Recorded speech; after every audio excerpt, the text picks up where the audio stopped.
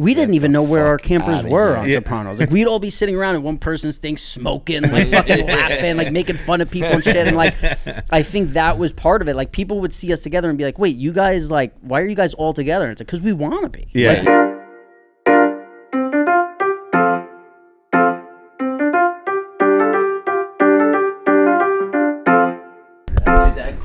Films t-shirt you have is like a so top good. 5. It's like maybe top 3 shirt of all time. Yeah, dude, you know what's crazy is it's an XL and it goes down to like here. It's the What do you tuck? Huh? You got it tucked? I had it tucked, yeah. Wow, okay. What a fucking weirdo move that is. I think I'd rather. I think I'd. 5. That's not a top 3. I think I would rather roll up with my shirt down to my knees than the tuck. Dude, the tuck's very long. Tuck's back. You can pull off a tuck. I can't pull off a tuck. You got to be taller than me to pull off a tuck. If you're my height and tucking, it's a problem. It's a real. It does. It's You not talking? a good. You talking, bro? You can't be talking. It's not. I'd probably rather give it to like my little sister and be like, hey, can you cut this up and like make it look somewhat cool or something? I can't talk. I've tried to do that before too. The like self cut. Yeah. It is not good. Yeah, no. It like ends up being like a hula. It looks like a hula hoops around you because I guess it loses like the weight of the hem, and it just kind of blows up like that. I feel like Marty Mush pulls shit like that off. Though I've seen Marty him. can do whatever Dude, too. Marty Mush. When's this gonna go up? We might have to cut this, but I wanted to tell you. Did he do the tennis? So he played Carlos Alcarez yesterday. Marty's doing this thing where he goes around and he plays professional athletes at their sport to show how good he is. Right. And he's shockingly good. Tell me he returned the serve. He hit He hit Trevor Bauer. He like faced MLB pitching, got base hits. He Not faced even, a couple like, fouled guys. It off, like, got No, he got a hit. base hit. They have, They have like a what's it called? Like a sensor thing. So it's like that would have been a base hit to left field or whatever. It's not just like, oh, I would have caught it. It's like no, this like camera. There's a whole 3D thing, and it's like that ball would have dropped. But I mean, he started like he did something funny with like the New Jersey Jackals. He played like in a summer league like single A ball, and then he like faced a reliever. And then he faced like the albeit the Oakland Athletics, but he faced like the A's ace. Yeah. And then there was another guy who was trying to make the team, and he was like, fuck, like I think if people see this, I'm not going to make the team anymore. And then he faced Trevor Bauer, and just like within, I think like 4 pitches or 4 at-bats. I think he went like 3 for 10. Yeah, he was just like... Bryce Harper went 0 for 6 for me the other night when I had him to get a hit. And Marty Mush is fucking hitting singles to Marty left. Mush is getting hits. But then That's this one, Carlos Alcarez serves... He played Pat Fryermuth. He played cornerback against Pat Fryermuth, the tight end of the Steelers. Stopped him, which again is like, a corner you can get a little bit lucky. Yeah, lucky. For sure. And then yesterday he showed up. I think the ATP is in Cincinnati. Showed up in Cincinnati in front of a crowd.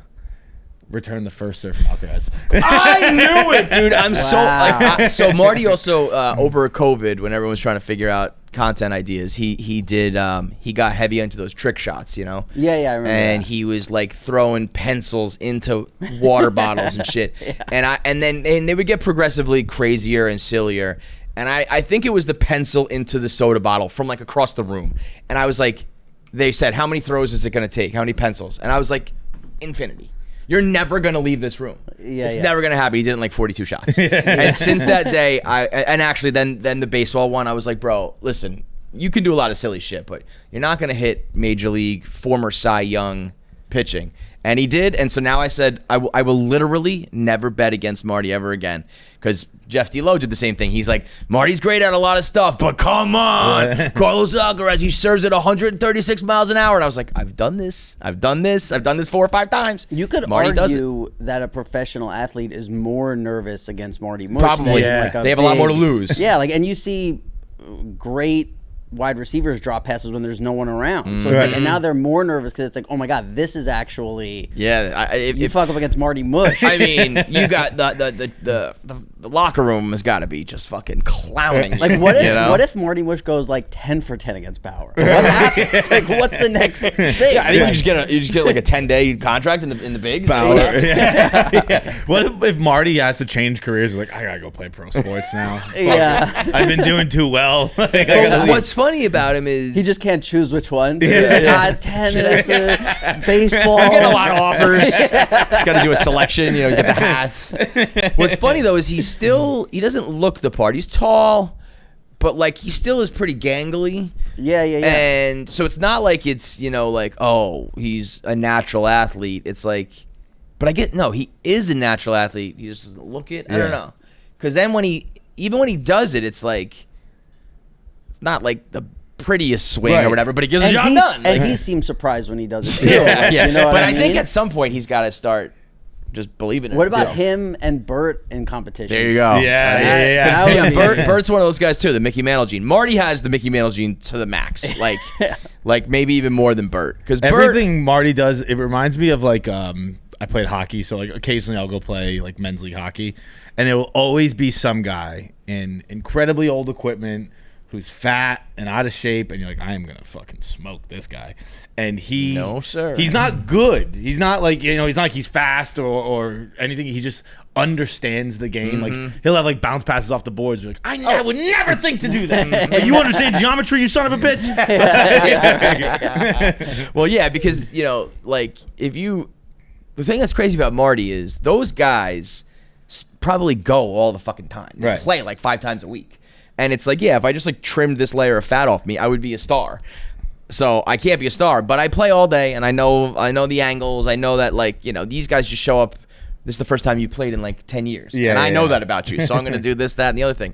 Marty, you know, it's not like he trains, as far as I know. He's just like, yeah, I'll do that. And he just fucking does. And then there's just some people also where shit comes naturally. Like the people, like, you know, I don't know if it's like Eddie Van Halen or who, but it's like, yeah, the first time I picked up a guitar, like I was just pretty good. Right. You know? Yeah. So some people are just like, they understand that stuff, and then you go, like, I kind of feel that way with like poker and I was cards going to say, sometimes. you probably see the Matrix when you're playing poker, right? Not even like see the Matrix, but when people can't figure out the basics, I'm like, I don't understand how you don't know that. Yeah, you like couldn't coach people. I don't like if somebody was like, I can't learn the ABCs. Yeah. Like I just can't figure like what comes after F. Like I'm like, no, this is how it goes. And like there's people who've been playing poker for a long time and they'll still forget like, oh yeah, no, that beats that, or like I couldn't use this card that, and you're like, what? Like how do you not? That's crazy. That basic understanding is such a foreign concept to me that it ruined the show Queen's Gambit. Like when that starts off and she's just seeing chess pieces move, I'm like, no kid sees chess like that. And then it turns out they do. That's like actually the one thing where there are like child prodigies. Yeah. Did you see the latest chess scandal last week? No. This woman, Russian, Dagestani, it doesn't matter. She was a 43-year-old coach. And she has this long-time rival. They've been playing since they were kids. So this girl, the other girl's 36. She's 43. And I guess they've been playing against each other their whole lives. And 2 weeks ago, this one girl beat her at some tournament. And then like a week later, they had another tournament. She snuck into the room early and rubbed mercury all over her pieces and fucking poisoned her. And it was one of those, like, you know, they do like all sorts of different types of chess. I think it was like a rotating round thing or whatever. So she was supposed to be at this one table for like 5 hours while everybody came to her. And after like 20 minutes, she said she like tasted iron in her mouth and like couldn't see, and her head started to hurt. And so they like got her medical attention, and the doctors were like, this sounds like poisoning. And they started to investigate, and they said there was some security guard who said that this woman came up to him and said, are those cameras on, like those security cameras on? And like he didn't think to like speak up about that or whatever. But there's footage of her like walking in. She's all alone. She's just with a rangefinder. Yeah. She really didn't want something up her ass, huh? I mean, there's some scandals in the. There was my favorite one was the tennis one last year, or the chess one last year, where they said that the guy had the vibrator up his ass. And I still don't know what he was doing with that. I don't know. Well, because I think everyone was like, "Oh, he's got the vibrator's ass," and I was like, "What does that mean?" Right, well, because I think it's like A, B, C, D, E, F, G, and then 1, 2, 3, 4, 5. So I think you can be like, but then B, what? And then like 6. Like someone's telling him where to move. Like someone's googling. So like it's the same thing they have with poker, where it's like so they you have push it game up your ass theory with poker. optimal. Yeah, of course. That's how he does it. They know what game theory optimal is, so they know the optimal next play. Like the computer knows it. So then, because what they did is They taught a computer how to play poker, and then they had the computer play poker against the computer. And then they figured out after running enough hands, they went, this is the optimal way to play poker. Like, this is the best. This is how you do it. So they know with chess too, like the optimal move. So they let him know, like, the next bet I'm running this in the computer, and the next optimal move is, got it. You know, fucking pawn So to you're just sitting there. Yeah. Like rook to 3, you know, F7. Whatever. That's hilarious. Congratulations on the win. Thanks. I also came 4 times.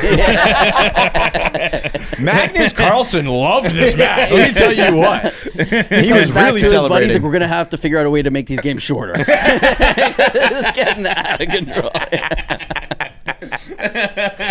But the year before that, there was the fishing scandal where those guys were loading up their fish with those lead balls. Yeah. They won like $500K though. That was some shit. They, you know, you're taking $500,000 out of somebody's pockets. There was a video of the guy. He slices it open and he pulls them out. He goes, "We got weights, we got weights," and the place like erupts because they knew that he was cheating, but they couldn't prove it. Oh, so good. Those fringe sports, you know, for sure. There was a poker scandal at the World Series of Poker this year, but because it's poker, nobody cares. Like, what happened with poker? So I don't know if it was down to 3 people, but definitely when it was down to 2. The guy one of the guys who was playing heads up had his team behind him running simulations on laptops, and then he would walk away and then go talk to them and then come back. But it was like they were like in the room. In the room, in the table they were room? behind him with laptops open. How the fuck is that even? Yeah, it's crazy. But they were saying that, like, and they announced before everything, like, you're not. They call it RTA, which is like real time assistance, and they're like, you're not allowed to have real time assistance. People can't be helping you because what it is like. They can't help you in the hand, but then as soon as the hand is over, they run over to their people and they're like, okay, here's what he did last hand.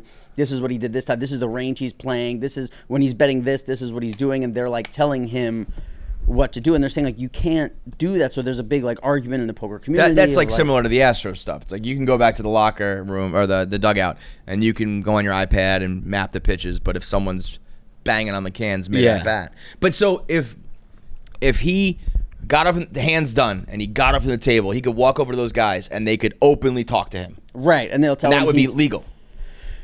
Or is that what the debate is? They could talk to him, but they can't be running simulations on the side with their laptops. And also, it's like, obviously this is gonna happen, but like because he's heads up, you can the odds of your best friends being the top poker players in the world are very high because and they were, but also they don't know like who he was paying off, being like, hey. If I win and you're behind me and you're running these simulations, maybe I'll give you 5%. Maybe I'll give you that. Like, nobody knows what was really going on. I can't. And that was World Series Poker this year. That was World Series Poker this year, and no one talked about it. Yeah. I actually was fairly dialed into the World Series Poker. No, I don't think. Why is he not? I mean, not to me. He might have blogged it. I don't know, but he didn't. Like, he hasn't mentioned it to me. That seems like a very easy thing to fix, where it should just be you're not allowed to talk to anybody like while they're playing. Yeah. Well, the problem is to get like if you put 2 guys playing heads up at a poker table, how many people watch? Or when you put them in these arenas with all these people cheering and going crazy, and it's like Gladiator, it's really great for ratings and this, and like poker is doing everything they can. That I understand, but I just feel like you should not be able to get up from your seat and go talk to those people. Well, the problem is something like that the final table can be 12 hours, 14 hours, and it's like you can't. Bro. Yeah, it's like talk to your fucking selves. Yeah, like you gotta, and some of like the most viral moments are like people sitting in their crowds cheering for that card to come in, and like poker needs that I can understand, but maybe it's just like if you're caught talking about it. People should just not be able to have technology because you can't use a phone when you're sitting at a table that has like RFID like that can read the cards and like know what the cards are because then you could be cheating. Like there were scandals. This guy like Mike Postle allegedly crushed this game for so long, and there's people who break down the videos of him cheating, and it's insane. Like, because if you're ahead of the curve on the cheating shit, you can get away with a lot because people are they don't even know RFID scanning, fucking QR, whatever. Like they're not even thinking about it. You know? Have you ever been involved in a game that had like what do they say in Rounders? A wrench? Something like that? What's that? What is he? A mechanic's grip? But I forget exactly what. But he says, we got a hanger, Sarge. So that's what he says. I've been in games where shit's not cool, like because I've been playing for like over 20 years now, and I went to a lot of like underground games in the city, and I never felt anything was going on in a casino, but like those underground games, sometimes you're like something that feels like it's just ripe to rob people.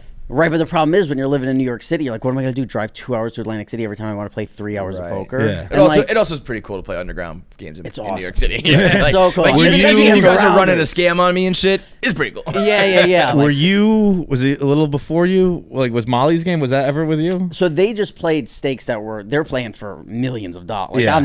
I'm not that dude. Like I'm playing like $1,000, $2,000 buy-ins, like shit like that, where they're playing for like these are guys who are like they like own watch companies. Yeah, Like, It's they're like I don't know, hypothetically Ben Affleck. Yeah, exactly. Toby Maguire was the big one, right? Yeah. Tobey Maguire was one of them that was like. I watched that for the first time very recently. I was like, this. I didn't realize I loved Jeremy Bloom when I was a kid. I didn't realize it was his sister. Wait, who? What? Jeremy Bloom. He was a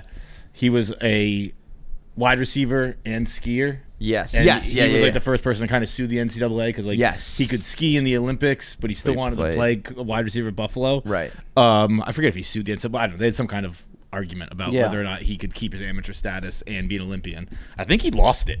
It's crazy. Yeah. I think he couldn't do both. But I didn't realize that was like his sister. That was a wild family. Yeah, I mean that tale is fucking. But I've also played at games like in the city with like big people that back in the day it was like, oh, this guy's starting a game in his office. Like everybody's just hanging out. We got 2 tables and we're laughing and we're doing. And then like 3 years later, it's like that's now the biggest game in the city. Mm-hmm. Yeah. And you watch like the evolution and how and I've also been. I mean, this is a long time ago, but I've been in. And this is before like cameras were everywhere. I've been in a game, watch cops come in. Shout out to cops, love cops, but Shout out cops.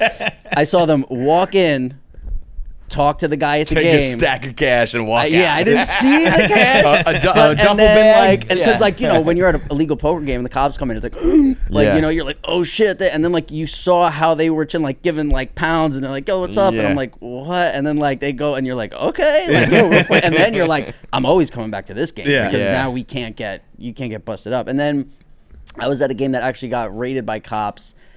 I forget if I wasn't there the time that it was in the paper, but it was like Alex Rodriguez, Robert Iler, like all these people who were like playing at this place and we got bagged. And then people You were playing with A-Rod? He was playing in the same place as me. Yeah, there's something to me about like, I mean, maybe it's like a movie like Rounders or whatever, where like it's so good, right? It just so like good. romanticizes the fuck out of it. Are Yeah. they? Yeah, Matt Damon. Women, like, Matt Damon. I cast? think Dan Patrick show maybe when he's promoting the Instigators was talking about it. Hell yeah! Because like as a guy who knows a lot about poker, 99% of the time when you're watching poker movies, you're like, oh, it's so cringy and just like this is so like he's like I have a royal flush and he's like I have then like shoots like Rounders is like oh Real shit deal. like, and it's like there's the worm and just the way they did it, everything was like fuck, this is good, Dude, is it Malkovich? Is the guy in that? yeah. John Malkovich. Oh yeah. He is so good in that. When he flips, like when he KGB? thinks he has him, he's like, "What the fuck? The fuck?" Teddy KGB. Oh, Dude, such a good character. that era when Pay him his money. Yeah. he's pretty good.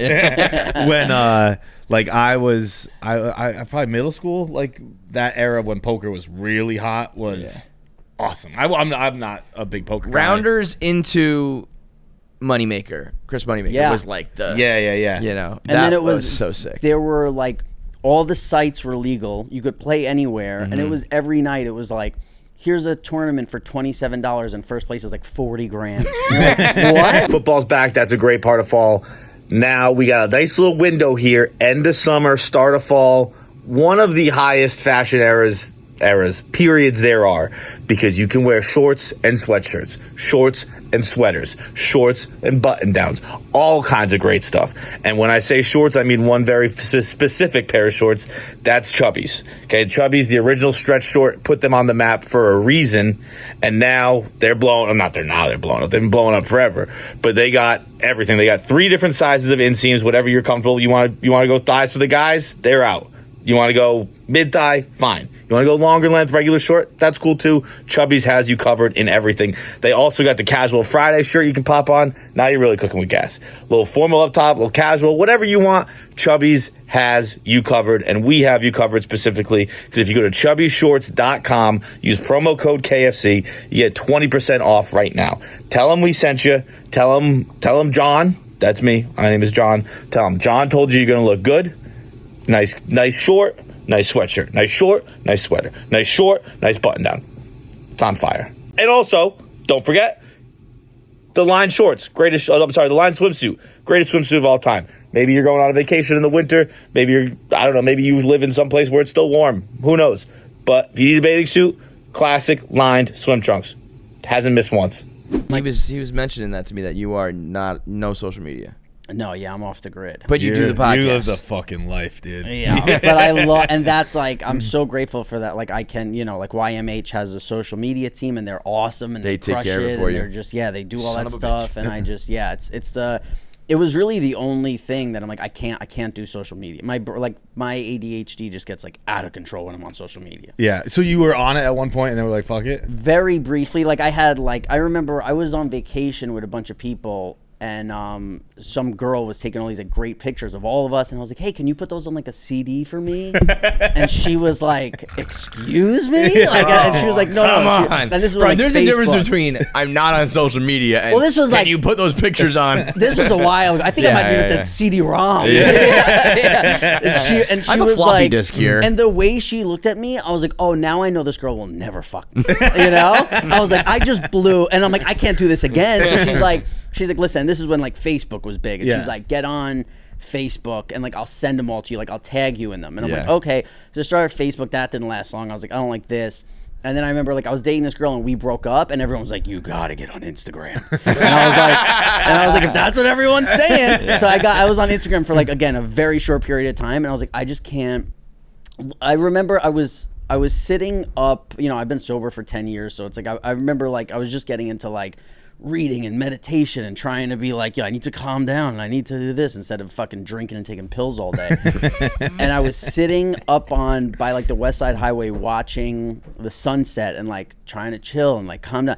And I would see people, when you'd walk up, you'd see the sunset and people would take out their phone, take a picture and then sit down and not even look at it. And just have their head down. And I'm like, you're telling people that you're watching, that you're making people care that you're watching this sunset, that you're not even that you don't even care. And I remember being like, this is fucked up. I don't want to be this. I don't want to do. And I did start getting into the thing in life where I'd be in a moment and then I'd be like, oh, I gotta grab my phone out. And I'd be like, I hate that person. Yeah. I don't want that. I think most around. people hate that about themselves, but they just don't do anything about it. It's good to hear that you but also kept to it. It's different for guys like you, and I don't want to say me, but us, where you can be hey, that's part of my job. This will get me views, which then equals this, and it's better for my podcast or this. Where I know people even in my family where that's them, but they have 170 people who follow them and don't even really That's care crazy about to me. that. And it's I really think if I didn't have this job, I don't think I'd be doing any of that shit. Right. When I see people they're agonizing over the caption or workshopping a fucking a filter I was talking about. Agonizing over which filter, and then they're workshopping the caption. It's there's 60 people going to see this. Right. And again, there's nothing dick, nothing wrong with that, but I'm just saying, there's nothing wrong with having 170 followers, but then it's when that's taking up a significant part of your brain and your daily thoughts and this, it's it's not worth it. Yeah. I think that's the appeal of it is that it's a scratch ticket. This next tweet or this next TikTok might be the one that goes viral because I almost think TikTok in particular, I feel it's intentionally done that way where everyone's always you never know, you really don't understand it, you never know. It's that's why they want you to keep fucking posting, so you have that dream you're chasing. I think they just every now and then go hey, you go viral, and they pump the views so that it is totally random, because some of the shit that I see on there with the views that it has, I'm like, what the fuck? You know what I've heard too, that sometimes people have gone viral because something was on in the background, like the Olympics was on the TV in the back, and they were saying something so dumb, but because it was the men's hurdle where the USA won, everyone was searching that, the algorithm picked that up in there, and all of a sudden this person who's just talking about what they got at the store has 300,000 hits, and then they're I'm next, and it's no, and they don't understand the algorithm, they don't know that it was the hurdles. With your using, because I've been trying to use it less, and I've done a pretty good job. But the thing I've noticed that now pisses me off, instead of social media getting me mad, is that I'm off it. But exactly what you were explaining about the sunset and stuff like that, that just gives me the same anger that social media does, where I'm like I'll be at a concert, I'm like, just put your fucking phones down. You're mad at other people being on it. Yeah. Just like people in front of me, and everyone's like, hey, you're pretty worked up. And I'm like, know. yeah, I know, I've been off social media a little bit.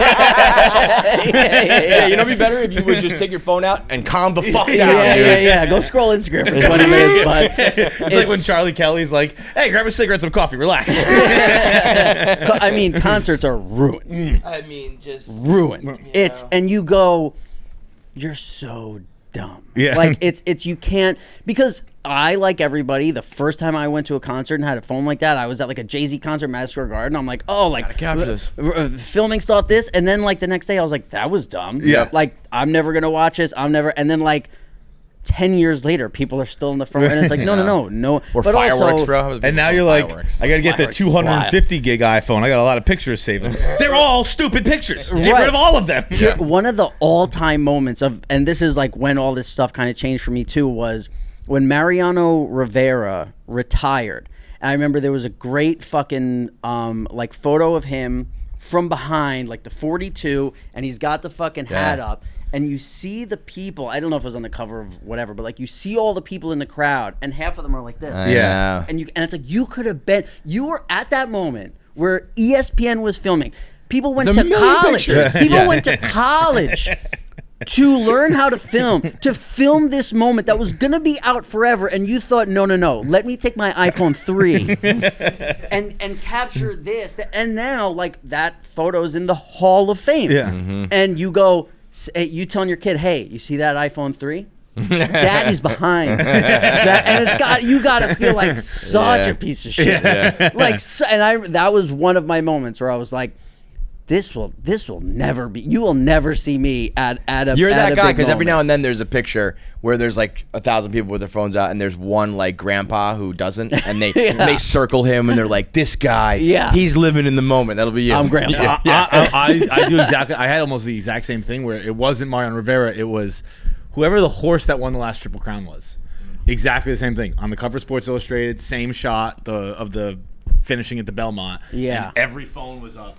And I was like, I'm not doing that, blah, blah, blah, blah, blah, blah. And it's basically like what you do with rubbernecking. Where like, I intentionally don't rubberneck. I hate... when I see a ton of phones out, I intentionally don't put my head down, I drive. I'm not a hypocrite. I'm not looking. You should look and I'm not looking. But so wait, you went to and then you so were now, like ever since then, I like when I see a ton of phones, I'm like, I'm not taking doing my it. fucking phone out. Yeah. I also, the other side of it though is I get the people who are like, the people who do take the time to post the picture and be like, look at how none of these people are present in the moment. But it's like, I don't know. Shut the fuck up. Yeah, do whatever you want. I don't know. Yeah. You know, I go back and forth. It's like, I don't really give a shit. It's a little weird when it's literally everybody. Well, you know, also, that's what's crazy. What I have to remember sometimes is like, it was like when I was living in Vegas, like I was like, oh yeah, people are here that maybe like for the one time in their life. Right. So they need to remember this forever. Right. And so it's like, you know, maybe like, you know, in my head, I'm like, I can go to a concert. If I remember some people, it's like, this is the one concert, you know, maybe in 5 years that they can go to. So it's like, if they want to, there's also whatever. so much, That's a good like, perspective. clout is such a, you know, it's like if you have any sort of online personality, you want to show people that I was here for the grand premiere. I was at the Jay-Z concert. I was at this or that. And you can't repost the main photo that everybody has. You have to be like, this was mine. Yeah. And, you know, I could understand some people being like, that's how you grow your brand. And people think, you know, whatever. But I don't know. just so- It's also it's like, so I just no don't one fucking cares. care. I just Yeah, don't. no I don't one care cares. enough. There's I'm just saying, nobody though, who's like, I don't Lindsay was care at that enough. concert? But then I'll also be like, man, like, how's that guy so successful? And it's like, they don't ever stop. You know, they're always Right. making it, always filming it, always posting it. I'm like, oh, okay. But then once in a while, I'm also on YouTube watching a moment at a concert, and I'm like, this is amazing. But I like hate the person who's recording it. You know, it's like, oh my God, Michael J. Fox came out and played guitar with Coldplay, and like you're watching it from somebody's phone on YouTube, and then you're like, and then like the next day you're like, fuck that guy recording that moment. You know? So you don't even have like an Instagram. I have nothing. Because I feel like if you talk to a guy and he's like, I don't have Instagram, do you think that's weird? It's just like a red flag. Like, I don't Yeah, believe It's it. a red flag? Well, it's just like, I don't believe it. Like, what girlfriend are you hiding? Yeah, that's what I think most girls think, that like that's what's going on. But also, if you met like someone older, would you be like, oh, and then you would just be like, he's old. Like if I confirmed that he like isn't hiding Actually anything, doesn't then have I'm like, okay, that's cool. Right. But you have to like investigate to make sure he's not lying. Yeah. It takes me a while. I'm very lucky in that, like, when I'm dating somebody, they're never worried about me cheating because I'm like, listen, I barely want to date you. You know what I mean? Like, I want to be alone all the time. Yes, and I'm making an exception for you. So you, and like, I really, like, all the last 3 girls I've There's dated. a lot of scary parallels over here. Let me tell you what. I'm going to check out. You guys start a new show together. The last 3 girls I've dated have been like, it's so great dating you because I don't feel ever like, and like, I'm not a dude who's always sitting home. Like, there's times where I'm like, I'm at a poker game at 3 a.m. and she's like, have fun. And because I'm never, I lived in Vegas for years. Like, I have no itches left to scratch. Right. Like, There's something to me about, like, I really believe in the idea of, like, sowing your oats, like, getting it, you know. Because even, and I think you don't even have to be, like, a party animal who fucks and drinks and smokes and sniffs and gambles and all that. But there is, at least I think for the average dude, there's a level of like, I don't think I did enough yet, you know? But then when you do enough, like, you're good. You know what I mean? That feeling of like, once FOMO disappears, 100%. like, this is great. Yeah. You know, now I'm like, I'm so good, just like chilling, you know, and every now and then there's something I'm like, I wish I went to that, but it's not going to really affect me, you know? And then you go to it and it reminds you why you don't do stuff. For me, like, I'm at something and I'm like, I should be home on my couch. And I'm like, this sucks. And it's like the best. You know? This sucks. Yeah, I just love being home and chilling. Dude, I was like I was actually thinking last night. 'Cause last night I fell asleep at like 9:30, maybe. Like, it might have been earlier. I woke up to a lot of text messages. Just people having regular conversations at regular hours. Yeah, right. What should I have for dinner? Out cold. And I woke up and I was like, it has happened so fast. Of like, I was a 4 a.m. guy. Yeah. And then I was a 2 a.m. guy. And then I was a midnight guy. But like, the 4 a.m. guy was for 20 years. And then the 2 a.m. guy was for like a year. And then 10 at midnight was for like a year. And like, now it's like, well, in 6 months, I became a 9 p.m. guy. How the fuck did this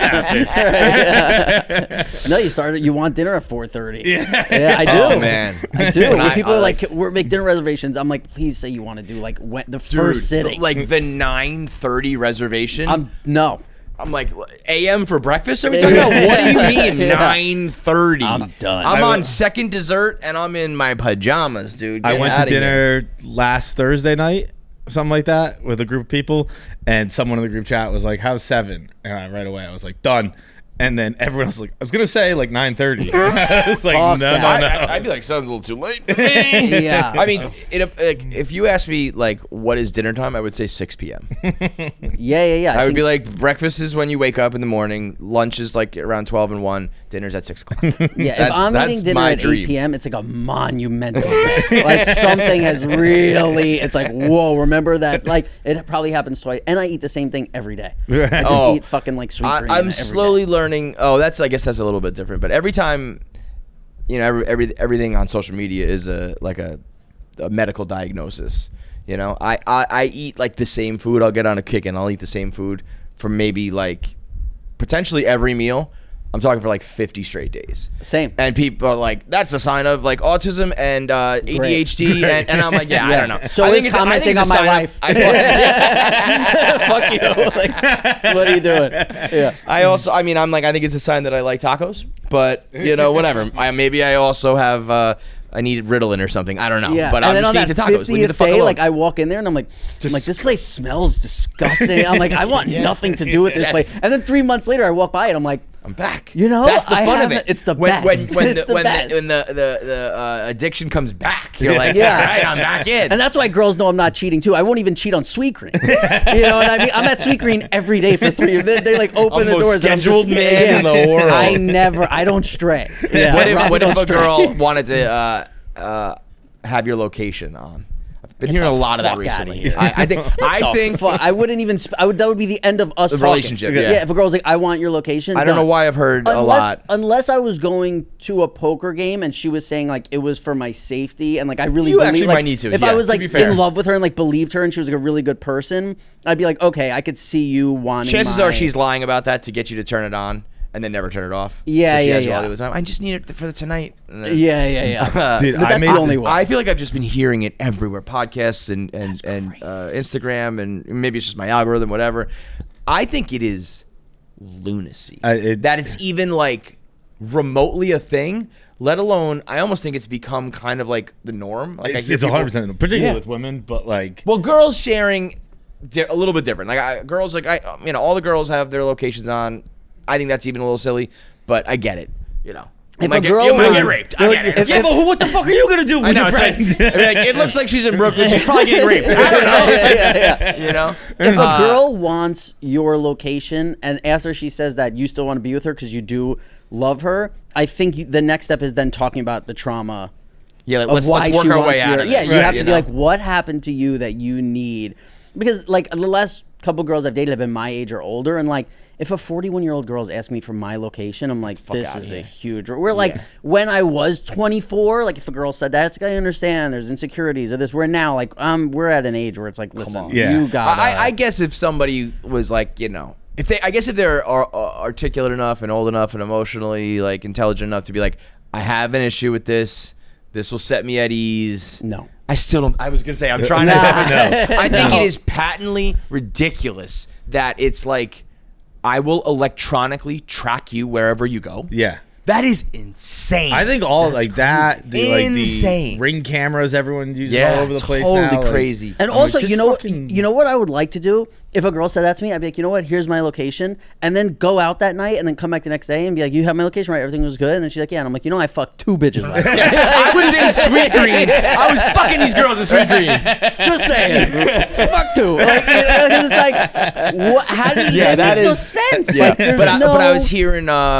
I can't remember what it was. Fuck. They were talking about, you know, I leave my iPad on location in my house and I go out with my phone, or I have, you know, it's like you're thinking of all these ways around it. It's like, I don't know, just find someone who's not fucking like Mission Impossible tracking you. Like that is insane. But to also me. the other part I understand is like I think a lot of times girls think they've been cheated on in relationships in the beginning when a guy was like, we're not together, you know? So then Yeah, they yeah, have it yeah, in the yeah, back yeah. of their head of like, well, he already cheated on me. One time, me and an ex-girlfriend accidentally, I honestly to this day I don't know how we did it, but we accidentally shared locations, and but then it became like, you can't turn it off. I can't turn it off, you know? Right. Because what's your logical reason? Like, turn that shit off, bitch. You know? Yeah. Like, now you do look like a psycho. And I Yeah. remember But there again, was- that's even crazy because you should be able to go, hey, you're like, I have a homing device on me now. Can you turn that shit off? Yeah. But yeah, we live in a world where if you asked to turn that off, it would be like, why do you want to turn it Yeah. off?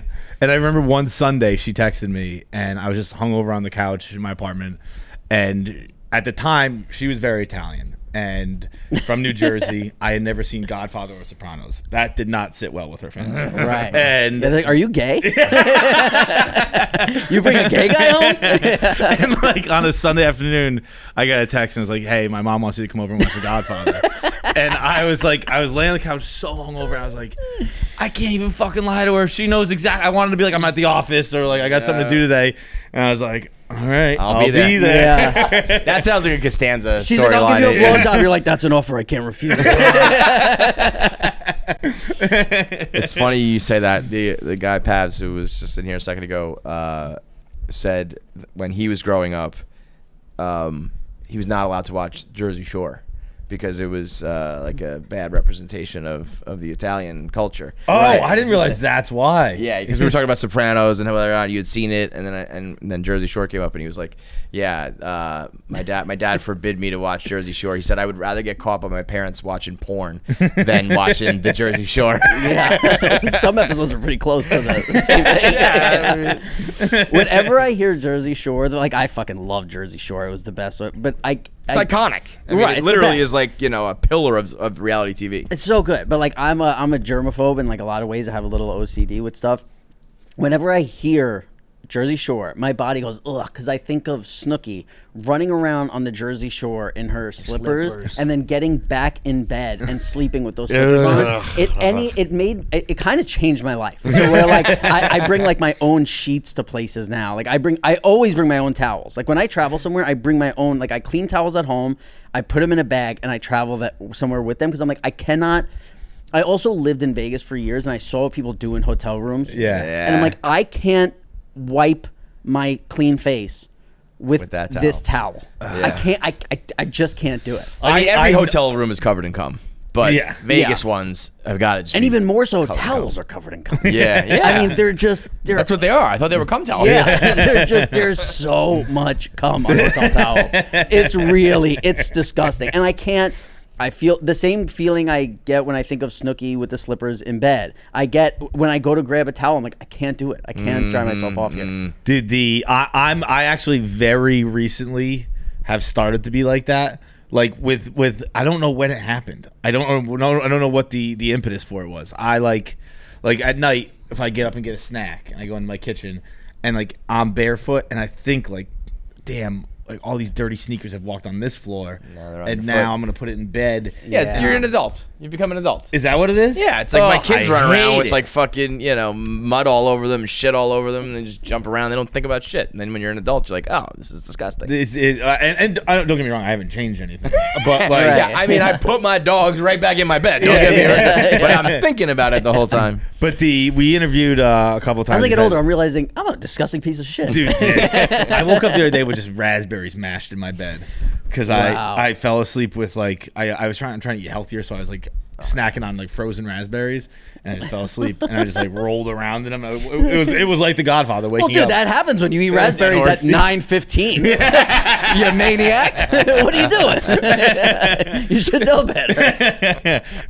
But we've had Howie Mandel on, and he's talked about the full germaphobe. the trauma of like. Also, how many bags do you bring? Like, because he says he brings sheets, he brings towels. He lays Towels are hard to pack. Yeah, like Do you like freeze dry them? You like suck them down in that? Well, I'm not a guy who travels somewhere for like 3 days. Like when I've been here in New York for a long time, like 2 months. That's how I shit. like to live. Like I travel because otherwise, like I'm going back to Austin in 6 days. It's all I'm thinking about. My whole brain is occupied home is with, Austin? Yeah. I'm living in Austin now, so I'm just like all I'm thinking about is like, all right, I'm basically leaving today. Like 6 days is not enough. Like friends would be like, oh, we should go to Bahamas for a weekend. I'm like, for what? Like as soon as I land, I'm just gonna be thinking about how I'm leaving in 2 days. Like I hate flying. I hate it all. So and my whole family's here. I grew up here in the city. So like.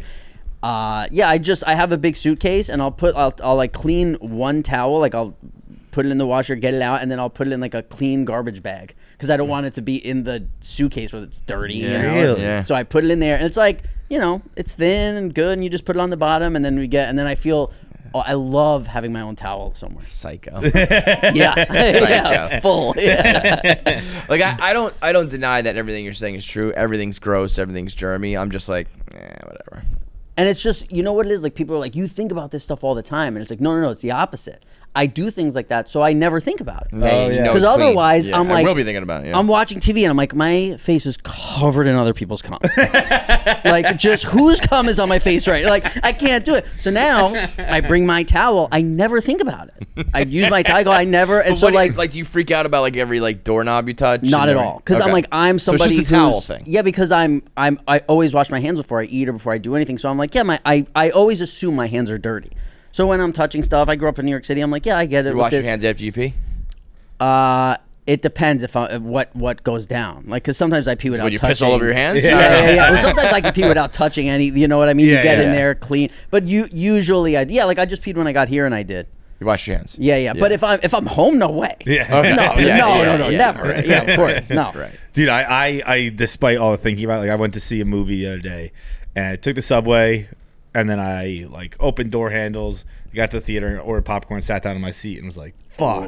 Popcorn too, you're just like rubbing the. Yeah, but I'm pretty persuasive with myself where I'm like, man, what are you gonna do? Yeah. These are all things that I absolutely realize, and then I just go, I don't know. Yeah, when I'm at a dinner, Makes you stronger. I'm like a sniper where like I'm watching, like we all sit down and like the bread comes and somebody like starts touching it, I'm like dead. Like I'm just like eyeing the things that are dead to me. You know what I mean? Like a napkin, I'm like that's dead. Like I'm just all the time, I'm like dead. And this is fucking dead. That thing You're is like dead. Jason Bourne when he's like, well, I know I can run this far at this height. I know where the exits in this building are. I know what the I clean bread. I know Yeah. the clean napkin. I'm like, I know my aunt had to take the 6 train to get here, and now she's breaking the garlic nuts over her. Dead. Just everything dead. Yeah. Dude, I'm the almost opposite where like I know what I will dead, and I intentionally don't look like I was in the bathroom last week, and the waiter came in. I was at a restaurant. Oh. And I got out as fast as I could because I didn't want to know if he washed his hands or not. He washed his hands and it's all good. His hands are Schrodinger's cat. They're both clean and dirty. I don't know. I feel this kind of sounds like white guy 100 years ago, but shouldn't they have their own bathrooms? You know, like waiters should have. Like, wait, is it rude? Is it rude to say Let's that also waiters get their own water fountains? And you can't sit on that bus? Is it rude to say that waiters? I feel like at good restaurants they do. Like at really good restaurants, it makes a lot of sense sense that they. Yeah, I think it's. I don't know. It's been a while since I've experienced that. I think I'd be kind of uncomfortable if I was like in the bathroom and like, especially if you see a no hand wash. If you see Well, any yeah. I sort mean, of, I would think if you're at a like Michelin star restaurant, I can't imagine they just put up a sign that says like employees must wash hands. Yeah, they gotta be like no, for sure, separate. You know, yeah. something But or I other, think right? even like mid tier, you know, because like I go to Sweet Green all the time, so I don't know because Sweet Green is just like a 1-person bathroom. So if they're coming in after me, it's totally normal. Right. But like if I'm in there and I see something like uncool, like, you know what I mean, if I'm like, uh-oh, this guy. Yeah, dude, I've been at a not like crazy nice, but like a fairly nice Italian restaurant in Boston before a Bruins game, and like I was peeing and someone was putting in work in the stall, and he finished before me and he walked out with an apron on, and I was like, oh Yeah, God, that's what I'm. Yeah, and then you're just like, fuck, I don't want like. It's because you see those videos of like when a toilet bowl flushes, all the stuff comes out, and it's like, you want to like don't keep your toothbrush out and like blah blah blah. You know what but I his saw the other apron- day? I think it was probably in Japan. It was a bathroom that like it's a single use bathroom, and afterwards it like explodes with water. Yeah. It had like of rushing water on the floor. I think it was Wow. Yeah, and it pushed like everything on the floor into like a it just dropped off in like a whatever, and I think like blue bleach everywhere or whatever. It was like, this is what's up. We need this shit. We talked about it on my podcast, I think last week, where I put my dating app in Japan because I was like, I want to see what's going on out there. Because the way people talk to me about Japan, I'm like, I would never want to leave. Like they're like, it's so clean, there's no crime. Yeah. Everybody there, they love Americans. The food is amazing. It's like you get the best sushi in the world for like very cheap. Everywhere you want to go, like everything they say to me, I'm like, so I was just like, let me just toss my dating app in Japan and just see what happens. Like, dude, they love Americans. Really? It was like right away, you know. Right. Because here's the other thing. I remember the first dating app that I went on. I was like, okay, like I'm not doing great, and then I had another friend who was doing like really well, and I was like, he even said that I'm better looking than him, but I'm like, all right, whatever. Like, whatever it is what it is. And then I realized what happens is I'm a short guy, and women make a height range, so women aren't even seeing me. Oh, like really? I don't even get seen on dating. I'm just out there. Like you're also not that short. But, you're like I think I'm like 5'7", but like for girls. But these guess days, what? 5'7" in Japan. Hey, like 5'10". You are a king. I'm like 5'11". Yeah, their height ranges are like 5'4" to 5'11", like 5'4" to 5'11". Yeah, they're like. So I was like, oh, it was instant, just like that's funny, full to the max. Dude, I was like, okay. The height thing on dating apps that's another thing that I think is a little bizarrely accepted, where it's like, I don't know, if we just had like a weight limit on ours, we would be 100%. fucking crushed. Yeah. If it was like only under 110 pounds, people would be like, this is blah, blah, blah, blah. Or as somebody who's sober, I'd like to be like, are you an alcoholic? Like, you know, like let me know. I'd like to not date you, please, because it's not fun for me. Yeah. Yeah. I mean, the height thing also got crazy, where it was like, I remember there was a couple girls that we knew through Barstool who were like, they would come to our parties and we would use them as promo, knockouts. Yeah. And they were like 6'3" and up is Jesus Christ. Right. That's like 0.05 of the whole population. Yeah, and most of those are going to be professional athletes. A full foot. Like if I could somehow if I was just 6 inches taller, I still wouldn't make your height requirement. That's great. That feels great. And it's like, you're not. It's like the SATs. It's like.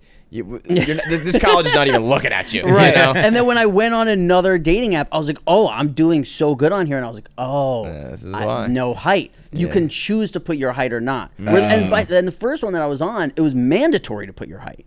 What was I was that? like, that's, Do you mind if I ask? it's either Bumble or Hinge. I don't know. Okay. Like I get them mixed up, but I was like, oh, we're like, I don't even, Bumble is whack. Like, and listen to this. So I've been away from my podcast. I haven't gotten to tell this story yet.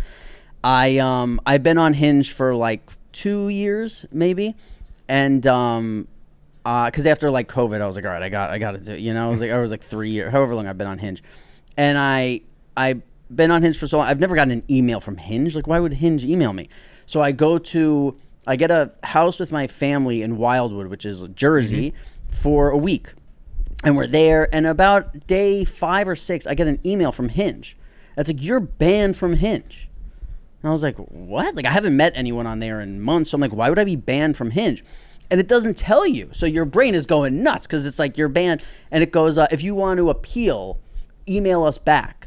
So I'm like, okay, yeah. I'm like, not telling me is crazy. Like, it's like the doctor calling you and being like, hey, something's wrong. Call me back. Like, you're like, no, just give me like, you're gonna be okay. Like, and yeah, so like I'm like, yeah, I push appeal more so because I'm like, I don't care if I'm not on here anymore, but I want to know what you're talking about.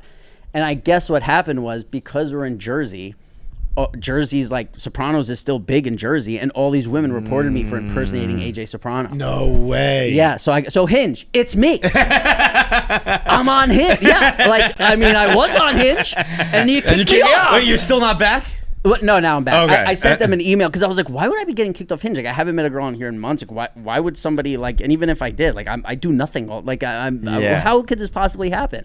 And they were like, yeah, you're impersonating a celebrity. That's great though. That's it's kind of funny like that Jersey's the only place that caught it. Oh yeah, I was on Hinge no for way. years. No, they're like fucking girls, 40 and under are like, no, like, whoever this guy, he's too short, whatever. Yeah, and apparently in Jersey, girls don't have height requirements, which is nice. Way to go, Jersey girls. Thank you. Do you? So I know the answer to this now, but so you, like, in your Hinge or whatever profile, you don't mention anything like that? No, I've been on like a third date and somebody stopped me for a picture and a girl's like, what the fuck was that? that's the best, right? Yeah. And I'm like, oh yeah, I was on a TV then show. Like, you're Oh, by the way, the 9 years greatest ago. TV show of all time. Like, we're gonna say. Right? Yeah. Well, I guess you're not a fan of the best show. I was a literal soprano. It was my last name. Okay. Did I not mention that on the first date? What was it? Yeah, that's awesome though. When someone else comes up to you and you're like, oh yeah, it's this thing that I do. I never. And I've also, like, maybe when I was like up until a certain age of 23, even when people were like, I know you from somewhere, and it was like, oh yeah, Sopranos, or one of my friends would be like, Sopranos or whatever, I stopped that because I was I forget where. So I used to go to this place, Suede, like this club back in the day in New York, and afterwards there was a papaya on the corner on like 23rd and 7th. The best. And I would leave the club early because the guys there like loved me. They never knew I was on Sopranos. They loved me. They'd let me go behind the counter and I would work wasted at Papaya for like 2 hours. And I would just fucking serve people hot.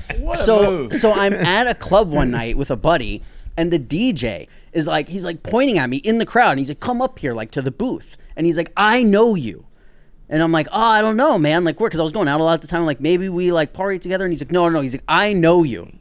I'm like, I don't know, man. So my boy who I'm with is like, oh, he was on Sopranos, and I was like drunk. I was like, oh yeah, I was on Sopranos, and he's like, nah, like that. And I'm like, okay, like whatever. So like, I keep partying. An hour later, he's like on the mic, like, yo, you. Like, I go over to him. He's like, you gave me and my girl free hot dogs at Papaya, man. And I was like, oh yeah. He was like, bro, you're the man. And like gave me a hug and like partied in the booth for the rest of the night, like hanging out. I was like, this is awesome. Dude, that's so funny, getting in the booth and partying, not because of the star of Sopranos, but because you gave away $3 worth of hot Honestly, dogs. that makes more sense. I would love the free hot dog guy more than the guy who was, on a show that I liked. Yeah. That's a cool move. And it's happened to me multiple times where people are like, I know you from somewhere, and it's not from, like, somebody who's like, your grandmother, because my grandmother was like, what's when somebody like helps people out of school? I can't believe I'm blanking on the name. Guidance counselor? Yeah. She was like a guidance counselor type at a school where she did like everything at a public school in the city that I went to. PS6, shout out.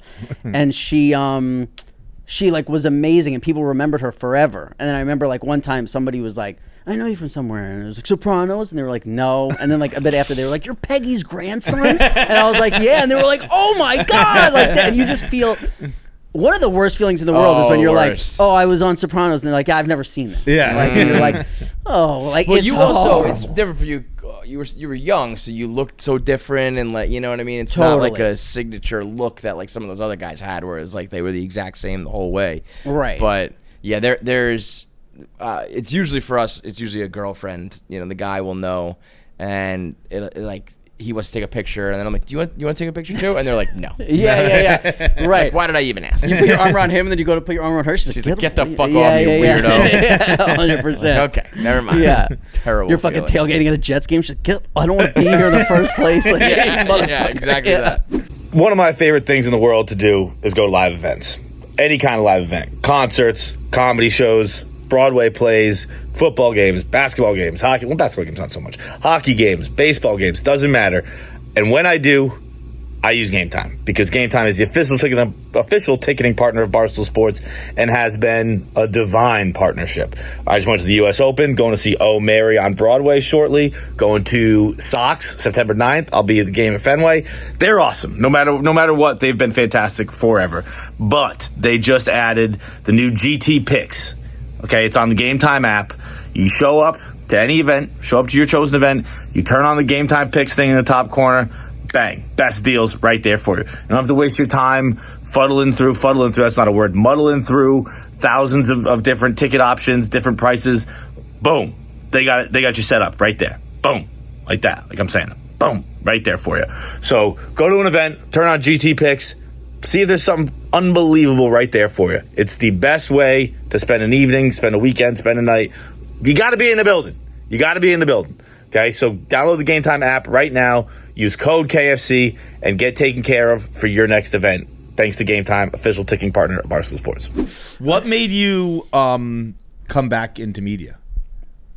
Like, because you didn't do anything after Sopranos, right? No, I didn't do anything for a long time. I fucking love podcasts. Really? I just love podcasts so much, man. And I love doing it, but I love, like, I remember, like, I was a huge Tigerbelly fan, Your Mom's House fan. But even before that, like, I was a Stern guy. But, like, I just remember being like, these guys are having so much fucking fun. Mm-hmm. And I love it. And I love talking to my friends about it. And I love putting people on. Like, I love being like, yo, listen to this. Like, or whatever. And, like, I just, I was listening to Tigerbelly, like, whenever the first episode on YouTube was, like, they had a bunch audio, and like, but the first one I was like, him and his brother, and like there were fucking, I think they've deleted a lot of stuff now because like he wants to be on network and that, but like, man, like the first like 100 episodes of Tigerbelly, and it's still great, but just like the first 100, you're like, Bobby Lee was like shoving shit in his ass in the pot, like, yo, and he would tell any story about anything, the good old days, and it was just man. funny, and it was, and like YMH is just so fucking good, and I'm like, these guys are having so much fun. And then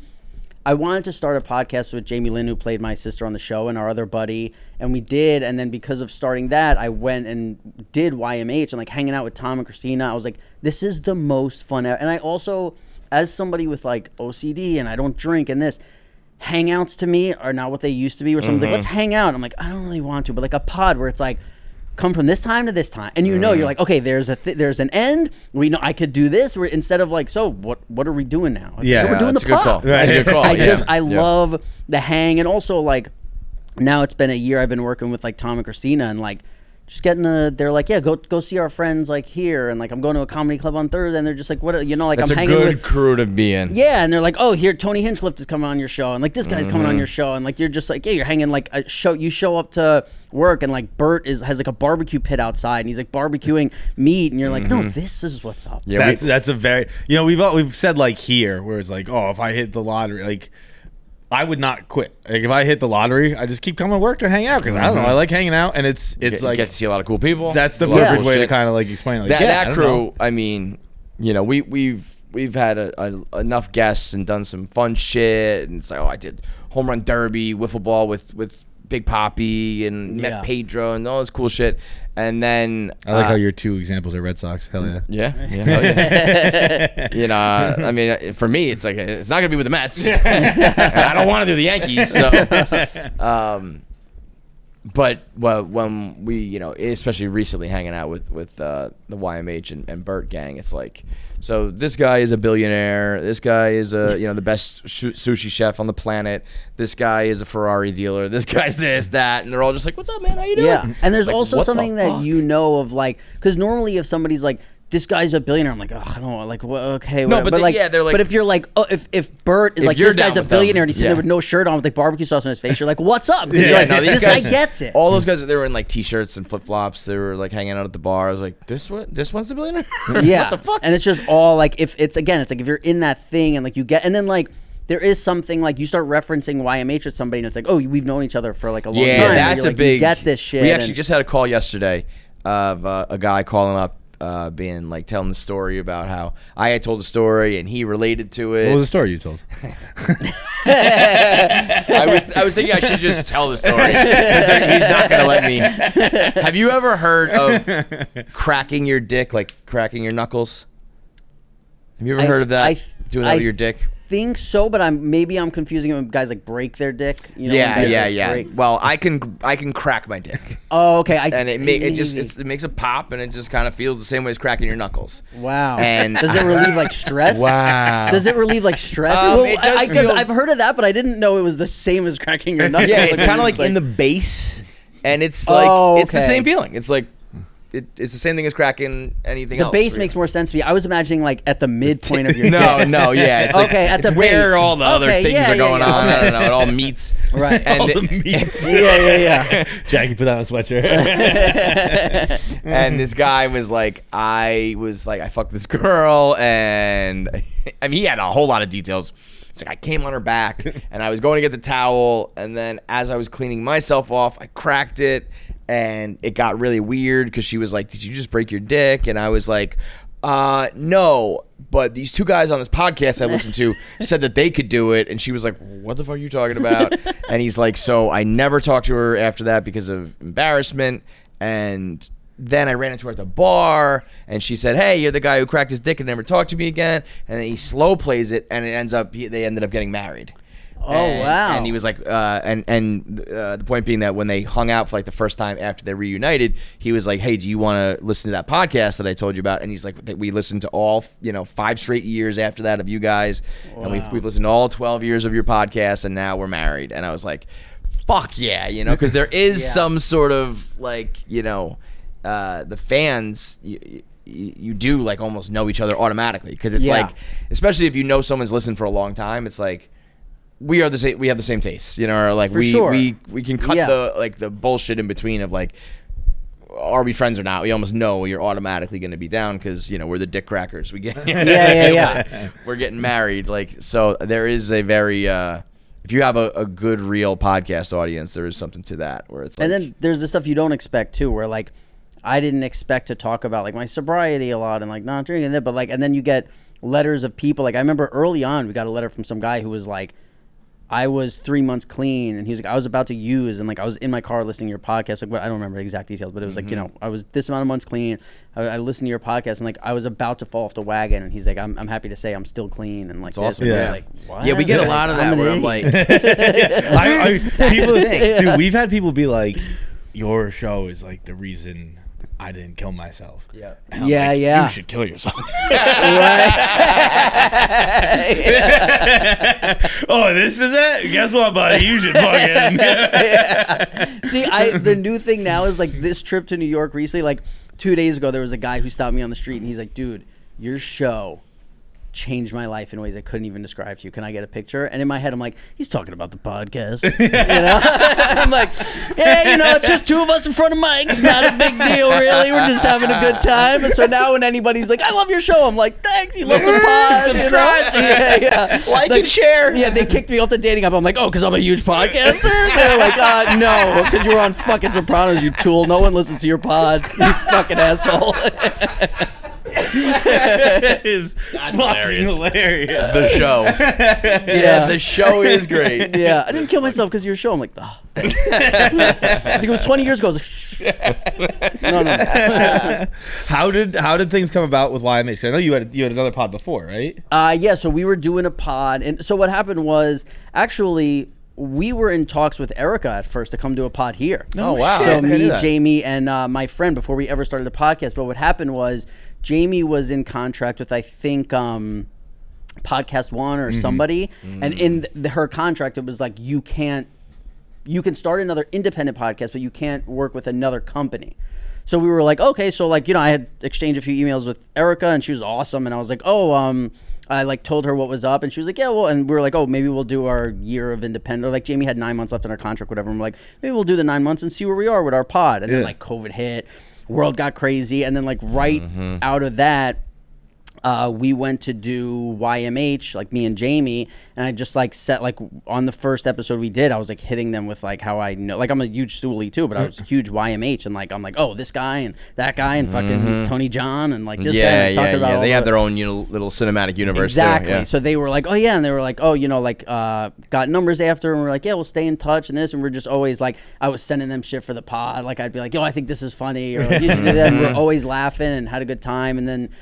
I think like one live show, like they were like, would you come do the live show? And we're hanging out at the live show, and then we just like saw each other at a few spots, and then we started hanging out. And then when I went to visit Jamie for her birthday in Austin. And we had been kind of figuring that our podcast was ending because we were doing it over Zoom because she lived in Austin now, and me and my buddy were in LA. And I was like, I don't want to do this. I don't want to do a podcast over Zoom. Like, it's the worst. I get for like fucking absolute pinch for like a fucking superstar. But otherwise, get your ass in the room. And even if it's a pinch, it's got to be like, hey, 2 people talking. Like once it comes to 3 people talking, I'm like, I don't want to talk. And it's got to be like you have a good connection, and you can see your whole fucking face. You're not halfway across the room, and then echo. And then sometimes like somebody's kid is in the background. Like that, and you're like, why are we? Well, this is fucking awful. So, Tom and Christina were like, like let's go to lunch, and I'm like, okay, cool. So like they're like, meet us at this coffee shop on the lake, and I'm like, okay, and they pull up in their boat.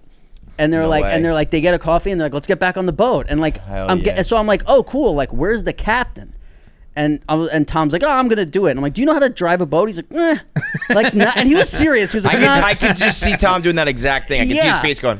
So he's like grabbing the wheel, and Christina's like bringing the buoy, like the thing that like stop it from hitting the fucking side. Where some guy with a boat is like, that's not a buoy. Like, whatever, that thing that like keeps it from banging against the dock, like taking those in. And I'm like, do you guys need help? They're like, no, we got it. I'm like, okay. What kind of boat are we talking? Like a fucking? I don't really like nothing crazy. Just like it looked like all the other boats that pulled up to the lake. Like a cool or to the coffee just shop. Knowing Tom, I could see him pull up in a fucking yacht. Yeah, no, I think it was just the sails and shit. Yeah, it was just like a regular boat, and then like we're fucking flying down the lake, like blasting music, laughing, we're hanging out, and I'm like, oh cool, and then we go to their house, and then they're like, oh, let's go to lunch, and we're sitting at lunch, and then they're like, we want you to do a pod for us. And I was like, oh, I just got recruited. Yeah, you want to I'm like, well, I never went to college. This is what it's. I'm like, where another girl's gonna come? Like, well, yeah. Not yet. I'm not ready. Yeah.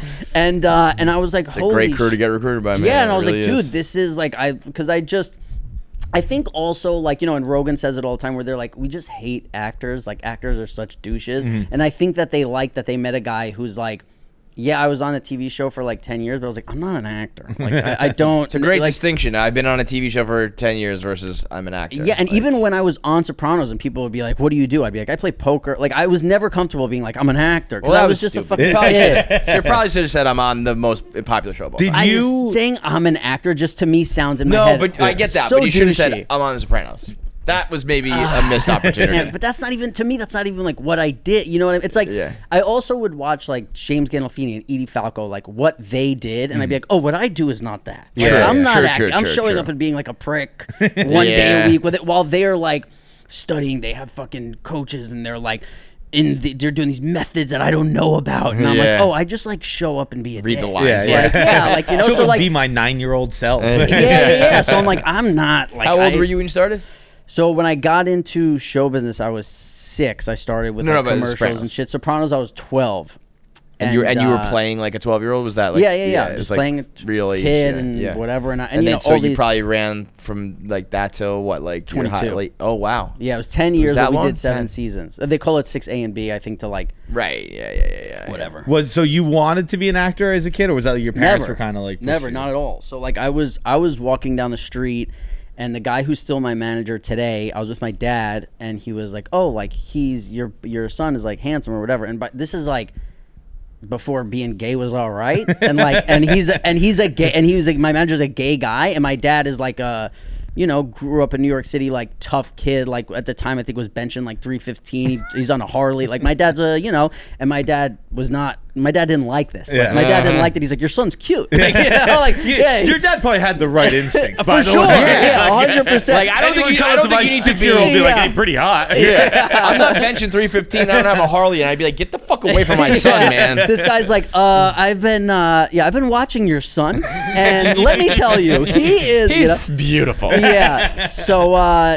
But then when he gave him the card, and then I think when my dad gave my mom the card, she was like, of course he should be an actor. Look at him, like he's adorable. Like, you know? And then it was like started going on auditions, doing stuff. I booked like IBM, AT&T, Pizza Hut, like a bunch of like international, like good commercials. Just as simple as that, though. Just doing auditions and like just going in and being like a fat kid who didn't know. Like, I was so fat. Well, that's what I was gonna say. For like, to credit to your dad, like. He's not really that handsome. Yeah, right, yeah. We talking about the same kid? Right. This fat fuck. Yeah. I think I was actually skinny until I was like 9, and then I got really fat. I think bad. Oh, dude, that it was the sucks. worst. And then once Sopranos happened, and I saw like girls possibly giving me the time of day, I was like, oh, I have to lose 40 pounds. Like, at least. And I was the only, I don't know if I was 13, 14. I was like the only 13-year-old in school who was like, no, I'm on the Atkins. Yeah, and they're like, you're on the what? And I was like, yeah, it's only meat. Like, I'm like, I got to go to the heart doctor once a month, but I'm really going to do. And dude, it flew. Like, the weight fucking flew. I mean, listen. Atkins, bro, if you don't touch carbs, you will lose weight. I did. They say you could have like 25 grams of carbs. I did 0. Yeah, I would go home. I would make 8 hot weight. dogs, cut them up, and put you mustard on them. And then I'd make 8 burgers, put fucking ketchup and mustard on, or like just mustard, eat those, and that was it. I used to eat nothing. I would have like wings, so it would have like the bread on it, but that was it. I would have wings, ribs, just meat, bacon, all that shit, and I lost, I think, like 30 pounds on it. And I did not really need to lose 30 pounds. I was losing weight for my wedding. Yeah, you look like a lollipop. At one point, I was losing a pound a day. Like, every day, I'd get on the scale and be like, holy shit. Like, you're crazy. Because your body is just like starving. Right. So. And I was a kid where, like, you're still doing, like, you know, you're like active. As a and, like, kid. No, I was very your young. body's but like, then, we need this. But I also think, like, when I think I lost 60 or 50, whatever, somewhere between 40 and 60 pounds. But I think that then my body was like, oh, thank you. Like, we're not, because that, like, if you go to the gym right now and pick up a 60-pound weight and like walk around with this all day, like, when you're strained. fucking 12, like, it's not good. Like, you know, and I'm like, my fucking knees are buckling at 12. Like, come on, bro. Yeah, I was not in great shape. And that just led to the role for you, like just regular auditions and shit. It was not. Yeah, well, I like, you know, it's a boring story, but my grandmother passed away and I broke my arm and like all this stuff happened. My mom was like, we're taking him out of acting for a bit because I was like a moron in like a cast, and it was like, you know, my friends making fun of me on there, like, bring him to an audition. And my mom was like, no, we're taking him out for a bit. And then my manager would call every couple of months like, hey, we want him to, is he ready? And by the way, this guy is still my manager today. Really? Like 35 years later, the best, like just the best guy, such a good dude. And so he never tried to fuck you. Never tried to fuck me. Yeah. Oh no, we fuck all the time. You know, no, that's why I got fat. He hated fat kids. Yeah, he would never fuck a fat kid. And then I remember like one of my first auditions when we were like, okay, we'll go back, was Sopranos, and it was like a bunch of Italian kids and me. It was like a fat Irish kid with like freckles and whatever, and just David Chase was in the room eventually in the auditions, and every time I would curse, he would laugh. And he was like, I think this is the kid, because all these other kids are like, yeah, I fucking did it. And I was just like, can I get the fuck out of here? Like, you know what I mean? And I'm like 12 years old, and he's like, man, he's like, he that's kept what we need. laughing, and they wanted to hire all Italians, and me and Jamie are the only people who are not Italian on the show. Really? Wow. What are you? Yeah, I'm Irish, probably like German, like a bunch of shit. Yeah, I know, Irish and German too. Yeah. And she's not Italian? No, she's Jewish and Cuban. She's Cuban. That's Italian. Right, you know, like, right. That's what everybody said on the set. That's like Jewish and Italian so close, Yeah. and then you got your tan because you're Cuban, you're Italian. Yeah. Right, and which is, it's so weird because like in the same way that I say, like, you know, growing up, I have 2 sisters, and maybe there were 20 people who would go, how's your sister? Where's your sister? What's your sister doing?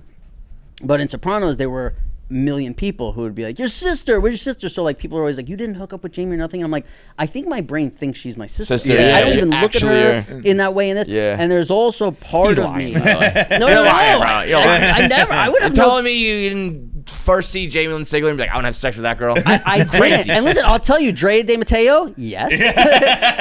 I'm not ashamed to say, like, there were women on the set who but it was just, there was something about me and Jamie's relationship, and also, like, the guys on set were very protective. Like, you have fucking Tony Street, like Paulie Walnuts, and fucking James Gandolfini in this, where they're like, you watch out for your sister. And I'm like, yeah, of course. Like, yeah, it's like you're living the actual fucking... And it really felt... And in the same way, like, in my family, it was never celebrated that we were Irish or German. Like, it wasn't a thing. Yeah. When I was on Sopranos, boy, you better be proud to be Italian. And I'm like, but I'm not. They're like, shut up. I'm like, all right. So, like, in my head, like, I have certain things where I'm like, I shouldn't think that. That's like an Italian thought. You know, you hear somebody say a word, and I'm like, he says it like a fucking idiot. Like, you know, and I'm like, no, you're not Italian, Rob. Stop. That is like so. Like you're talking about all the actors going through the craft, but you were like going through actual formative years. And I can see how that being like confusing to a kid. Like Daniel Radcliffe might think he's a wizard. Right. Yeah, you're like a trans Italian. You know, I identify as gay. Yeah, I identify with Gabagool. And then you just afterwards, you never had the. You wanted to get away? So I thought that I was passionate about acting because when I was doing Sopranos, I was like, I love this. And then, but then I also obviously got caught up in like partying and drugs and like out of control. But then when I was 22 and we were done, I forget exactly how it went, but like, took some time off this. But then when I went to do something, like I remember getting called for jury duty and I was like, I will not do jury duty. Like, I can't do this. Like, also, how am I going to get 15 Percocets into jury duty? You know what I mean? Like, I'm on Xanax and Percocet all day. I can't not take this. I can't drink in there. So I'm like, what am I going to do? I call my manager. I'm like, you got to get me a job. Like, because I'm not, you got to get me out of jury duty, whatever. He called me back right away, and he's like, will you do an episode of Law and Order to get out of jury duty? I was like, of course. Like, I'll go do it.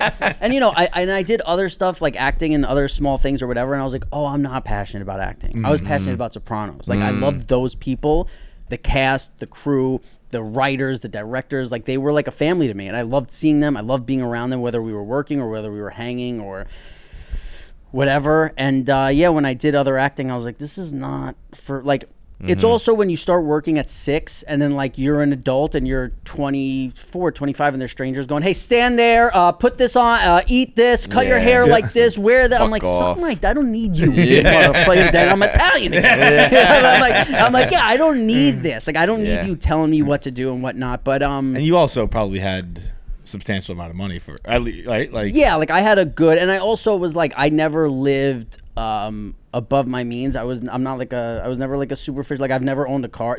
I don't know, I was thinking about this recently. I don't think there's one other child actor who never owned a car. Never owned a car. I've never owned most a car. Most of them wrap around a tree. At all? Wait, what? I said most of them wrap around a tree. Oh, yeah. Coming from the Fast and Furious guy too. What? Yeah. He was a child actor. That's true. You lived in LA for a while or no? Not really, like later on a bit, but like I was there. always a New York guy. But then I spent some time in LA, like I was out there for like COVID and whatnot. But like, yeah, I'm just like, was it always shot here? Was that shot on East Coast? Always shot here. Okay. Yeah, but like I never bought anything ever. Like if you were like, what's your biggest purchase? I wouldn't even know, except for like buying myself into the World Series of Poker. Like it's like the main event is like fucking 10 grand. I was like, this is crazy. You're a child actor whose biggest expense was $10,000. Yeah. You never bought. I would always like. I pretty much always lived in a 1-bedroom. Like, but they also paid you well. I feel like I hear those. Like I feel like I've heard stories of people being like, I wasn't making as much money as you think as a child actor. Like.